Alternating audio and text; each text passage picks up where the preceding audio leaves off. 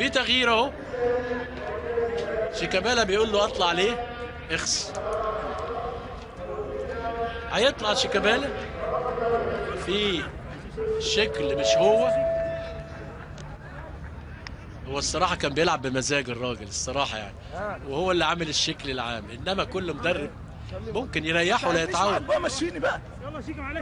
انا مش هقول اللي بسمعه، بيقول له يا راجل انت زهقتني، بس برضه في كل الاحوال منظر وحش، منظر وحش يا كابتن شيكابالا.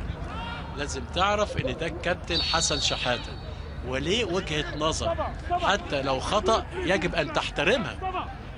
سبحان الله، ده حتى يعني الانفلات بقى في الرياضة كمان، مش في ميدان التحرير ولا في العباسية، بقى في الاستاد كمان كله منفلت.